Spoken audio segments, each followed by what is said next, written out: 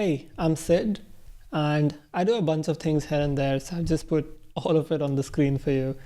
But what I want to talk to you about is the work I've done at Code Sandbox for the last 1.5 years. And most of that work involved around the front of the front end. And I was focused on animations, design, gestures, drag and drop, those sort of thing. And I want to kind of ask you this question. What makes an interface good to use? So this is what I've been exploring for the last year now. And there's the common answers, which is it should be well designed. It should be minimal, no clutter on the screen. It should be fast so that when you use the UI, it appears snappy, it loads quickly, there's feedback. But something that gets ignored often is the use of motion or animations to help you out. And animations get chucked into this category where it's for whimsical websites, or it's, if you're making a movie or a game website, then you might use it. But I'm here to pitch that animations can be used to give the user context when used tastefully, and you definitely want them in your professional websites as well. So enough talk. I'm going to show you what I mean. So I built this social media website sort of thing. It's called Saturday, and the logic is that it's only open on Saturdays. And so this is my feed. I have a few posts from my friends, and let me show you what that looks like. So when I click on a post, it kind of just opens. It just appears, and then there's this reply that appeared. And if I click on the second one, it goes to the feed page, it goes to the post page, and you can see the URL changing, and it just kind of appears. So that looks a bit odd. Let me go full screen on this.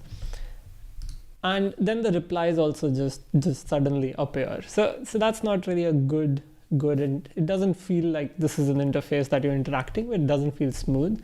So the first thing that we'll do is fade these in, and I think that's a pretty common thing across the web. You see it pretty often, and you can of course do any of the examples that I show you with CSS animations, but I'm going to use Framer Motion for my examples just because that's what I've been using for a while. And if you're already in React land, then you should definitely check out Framer Motion if you haven't. So the way Framer Motion works is that you can take any element, and I can say motion.div. And if you use style components or something similar, the API is similar to that, where you can basically get any element out of motion and use that. I'm just going to use motion.div because that's what it was. And because I'm using a component library here, I'm going to pass it to the as prop. And that's just to show that Framer Motion can combine well with your component libraries. So it gives me access to these two props. The first one is initial, and the second is animate. And I can say what the initial state is and what should it animate to. Of course, there are a bunch of other props, but this is enough to get you started. So now when I open a post, it fades in instead of just appearing, which gives you this subtle feeling of that something has changed. There's some context here. Even the first post, even though it's just in place, just that tiny flicker which fades in gives you the feeling that you've navigated to a different place. So let's do that with our comments as well, because right now the comments or reply just kind of pop and just like appear. They don't really do anything. So I'm going to change my branch because I've already written the code for it. Let me stash this and go to this branch, fade only. So this is my branch where everything fades in, and you can see when I go from one post to another, the replies fade in subtly, and this is good. This is not great yet. Another place where you can see this is if you have new posts, then they kind of fade in, and it gives you a sense of that something has changed, even though you've kind of lost your position there. So let's do something about this first. I'm going to reload. And this is a common pattern that you also see on Twitter, and I'm sure they have their reasons for it. when you load more posts, or when they choose to load more posts for you, the posts appear in front, or they fade in, but you kind of lose your position of where you were. And it's especially annoying when you were the one who initiated it. So you kind of just lost your position in the feed. So I'm going to go to my feed and suggest this change. I already have frame of motion here. All of these elements, each one of these list elements is already a motion.li. And I'm going to remove this fade from opacity 0 to 1 and instead use the layout prop. And that's it. Just say, give me a layout animation. And what that does with frame of motion is that it tells frame of motion that all of the elements which are siblings or have the layout prop, animate them together, right? It's hard to say, so let me show you what that means. Now when there are new posts, notice what happens to these cards. You see, they got shifted. Let me show you again because it's easy to miss. So when there are new posts, all of these elements move down to make space for this new element. And that's kind of what layout animations give you. So when I load more posts, the original post kind of got shifted down. Let me show you that again, because this animation is really gratifying. When there are new posts, the original post gets moved down. And I think that's a brilliant way of doing it, because it gives you the context that these posts have come from the top and they've just shifted your original post. So if you want, you can scroll down and still find your post. And it's especially nice if the first post that was earlier is still visible, but even when it's not, just the shifting animation gives you the context that you can scroll down and find your place again. So that's a really good improvement according to me. Now, let's talk about these comments for a bit. So these fade in, which is nice, and then I can add a new comment, and it kind of just fades in after a while. Did you see there's like a weird delay over there? I'm not sure why. And I mean, I do know why. I'm trying to simulate that there's a API request going on. So you add a comment, you send it to an API, and when it succeeds, then you add the comment. And this is a fairly common pattern on the web, that wait for the validation from backend and then insert it. The bad thing is that it doesn't really lead to a good interaction for the user almost ever, because the user doesn't really care what is your server validation or what is your logic there. What they want is to leave a comment on this post. So when I leave a comment, I want it to appear instantly because I want to be on the happy path. I'm kind of done here. And you notice that this is what mobile applications do. They always insert your comment or your interaction first, and then they sync it with the background, right? There's no waiting for validation. It's usually a background sync later. And I think that's what we should do here. And there's a name for it, which is optimistic updates, which means whatever the update we're supposed to do, let's assume it's going to pass. That's the optimism. And if it doesn't pass, then we do the trickier thing of figuring out how do we show the error validation. So the error case is harder to handle, but the optimistic happy path is always good. So I don't actually have a backend for this. I'm faking it by using the delay prop from Frame and Motion, which is actually useful if you're doing two animations where one should come after the other. So in this case, I'm just going to remove the delay, and this is what it should look like. So when you add a comment, whoop, that's not the right delay, this one. So when I add a comment again, it should just fade in right away.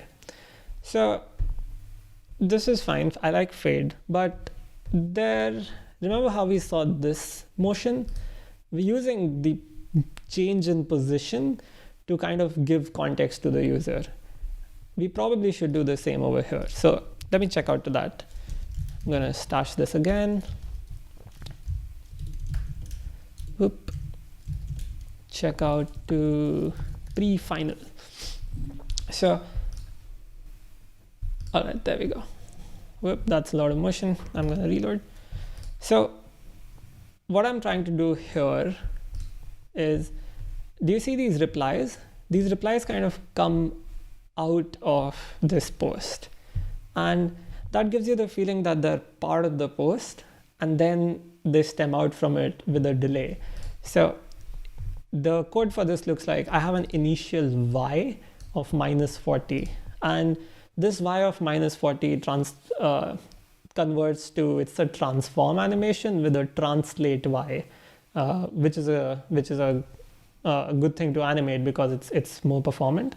And when you go from -40, which means its final position, so Framer Motion calculates its final position and then goes -40 and animates it to that point.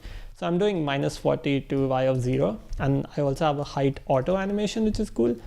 And so when you open this post, the comments come out of the post. It's coming from the direction of a post, which gives you this feeling that these two are related content. So the post comes first, and then the comments come out of it. Now check out what happens when I add a new comment. So if I do nothing, then it will also come from the top like the other replies. But that doesn't make a lot of sense because, I mean, why is it coming out of the other replies? So what I've done instead is, let me show you what that would look like if I don't do anything. So when I add a new comment, it comes from the previous comment, which doesn't make sense. So what I do instead is put a +20 on it and try to make it look like it's coming from the reply, the input box. So here we go, new comment, and you see this gets shifted down and the new comment takes its place. I'm going to show it to you. Oh, sorry, let me reload and show it to you again. New reply. New reply comes from the input and gets added to the list. So we're using a bunch of animation here. The first one is for the post. The second one is the replies coming out of the post. And the third one is a new reply going from the form to the list of replies. And this is a good example of how you can really use motion in multiple ways to always think about where is this thing coming from to give context to the user. And honestly, these are the kind of things that make native apps feel more native, make them more smooth and nice to use when you use them with your thumb. And we can do all of that on the web as well. All right, now I skipped one thing that I should talk about. There's this pattern. Actually, you know what? Let me first show you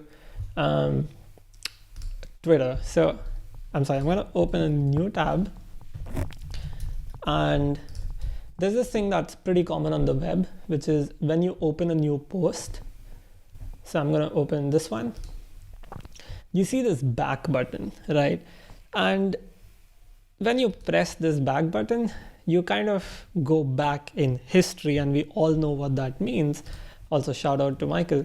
But this arrow points left. Now, there's nothing on the left side here, right? We've just have this shared vocabulary of 3 dots means there's a menu here, there's more, so there's a menu, and a heart means you're going to heart or like this post, and a left arrow means back. Now, even though it's not going left at all. So on the web, we kind of have these interesting mix of symbols which don't really say what they mean. And compare that to this is the Twitter app on mobile. I recorded the video. And so when you load a post, I'm going to load the first post, it comes from the right. And then when you press the left arrow, it actually goes to the left, right? So they have this notion of there are 2 screens. When you click one of the posts, the other screen comes from the right. And then when you press back, it goes back there. So they're actually using motion and direction to create a new context, quite literally. And then when you click left, it actually reveals the thing that's on the left side. So that's a good example of using motion. Another one I really like is on Instagram. So when you click the camera button on Instagram, that was way too fast. So when you click the camera button on Instagram, it doesn't pop right out. It actually slides from the left. And they're trying to do the same thing where they're trying to say that there is a camera on the left screen. So you can actually drag it out and drag it back over there to close it. And I think that's a great use of motion to actually give the user a hint that there's stuff on the left side, so you can drag it. Otherwise, on a small mobile screen, how do you even tell people that you can drag around? Of course, it's not all unicorns and rainbows. Check this button out. So when this is still Instagram, so this is the profile part. There's this arrow here, right? It points down, and just from the shared vocabulary, we know that a down arrow means a drop down or more options. And when you click this, I expected like a drop down over here or something to come from the top because the arrow is pointing down. But what happens is you get a switcher on the bottom of the screen. So there's no relation to why is it on the bottom. But because the iOS guidelines say it should be at the bottom so that it's closer to your thumb, which totally makes sense. But then the arrow kind of loses its meaning. So for Saturday, what I decided to do was create a details view, which is the post view, and try to zoom into a post and zoom out of a post. And let me show you how this works. So I have a selected post component, and the whole idea here is that on any post, you can click it, and now you're in that post. You can't scroll out of it. It's a full screen thing. And when you close it, it goes back into its original position. So even this one, which is out of the screen, I click it, it comes down, becomes a full page. And then when I close it, it goes and gets tucked under the header to its original position. And let me show you how that works. So there are multiple ways to do layout, shared layout animations. The way I like is a bit old school, which is I have a selected post component, which is different than the post component. So when you click a post, a selected post component is rendered absolutely on top of the original post. So there's like, this is the post, and then this is the selected post. And this is the one, the selected post is the one that animates and glows. And when you close it, it goes to the old position and then stops rendering. So it looks like it's the same component. And the way I like to do this is calculate the initial Y position of the post. So for example, this post, get the element, get the Y position. This is the initial Y. The final Y, of course, is Y0 because it's the top of the screen. And then when you close it, the exit should be back to its initial Y. So I do this very imperatively. I get the bounding box and get the initial Y. And then with framer motion, I say initial is initial Y, animated to Y0. I have a duration, I have a delay. I have an exit, which goes back to the initial Y. And like just a tiny motion tip for you. You want your entry animation, so in this case it's 300 milliseconds.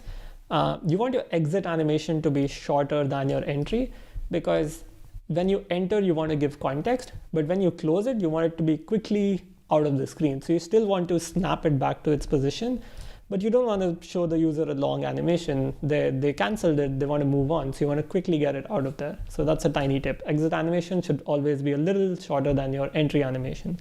Now, yes, so the part that I really like about this approach is that even when it's out of the screen, you can click it and it comes to the spot and it remembers the initial Y. So then it gets tucked back there. All right, two thoughts over here. If you can open it like this, if you click it and it opens, like comes to the top of the screen, shouldn't you be able to push it back? And this is where it becomes really interesting on mobile because you use your fingers. So if you go to saturday.versal.app, which is where this app is hosted right now. So if you open it on your mobile phones, you can actually drag along with me. And this is what I want to show you. So Framer Motion already has drag and drop support, or at least drag support. So I can say drag Y, which sets the direction of the drag. So now I can drag it in Y. I can just send it wherever. But I can also change the momentum and constraints. So what this does is I can try to drag a component, but it will always snap back to its original position. So when I drag it, it will go back. And depending on how much I drag, the speed would be adjusted according to the distance. And this is because Framer Motion uses spring animations. So if I pull it really far, the speed would be faster than if I pull it a little, because you want it to take the same time. And finally, what I do is when it stops dragging, if it has dragged more than 100 pixels, so if the offset is more than 100 pixels in any direction, I want to snap it back into its original position. And I'm actually storing the offset in state so that I can also change the opacity of its background. So check out how that looks. So when I start dragging, you'll see that you can start seeing the background slowly based on the movement. And this is it's to give the user a hint that when you start dragging, this is what is expected to happen, that you'll go back to the feed and your card will go back to its position. But also we're using the drag offset to calculate the opacity. So the feedback that the user gets is based on their motion, and that creates a really smooth interactive. It really feels like you're interacting with the UI. So I'm going to drag it more than 100 pixels, which means it will snap back into its position. Let me do that again. There we go. And so this is what I had in motion examples to show you. Couple of things to remember here. Even though we're trying to invent new patterns here, like this is a zoom in and a zoom out, it really helps to make them closer to semantics that are already available on the web. So for example, this, if you think about it, is really close to what a dialogue looks like, right? And we already have this accessibility semantics for it. For example, if I press escape, it should close it. And it autofocuses on this reply, but if I tab, it should go to the exit, the cross button, and when I tab again, it should come back. So there's a focus trap in this model, and that's because you shouldn't start tabbing and go to the next post and all the way to the footer, even though the only things visible here are these two. So I'm using a pattern that already exists to get accessibility benefits. And the other accessibility thing to keep in mind is the idea that not everyone wants motion. There are people who have vestibular diseases who would actually, what's the opposite of benefit? They would actually hate when the animation happens, because it makes them feel sick. So a good example of this is on Mac. So you can drag between windows. I'm sure you've seen this with like the finger swipe. But if you go to accessibility settings and say you want reduced motion, now when I try to do the same thing, it doesn't move. It actually only fades between the two. And browsers expose this to us. So Framer Motion already has a hook for it. So I'm going to use the use reduce motion hook. And what I can do with this is our animation that goes expands and closes.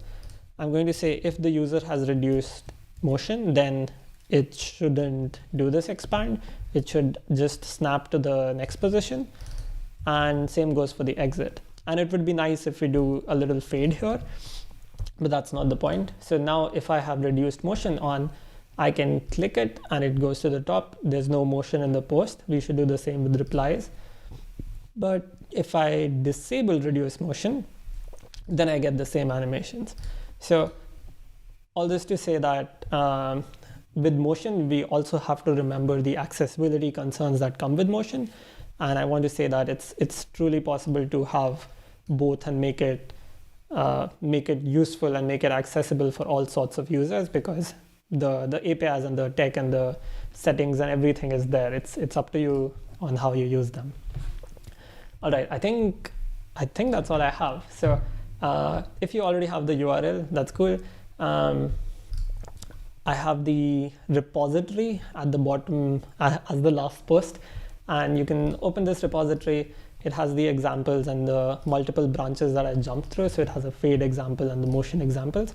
The last post is about a course that I'm making about the topic. So if you're curious to dive in more, then feel free to check that out. And yep, I guess that's it.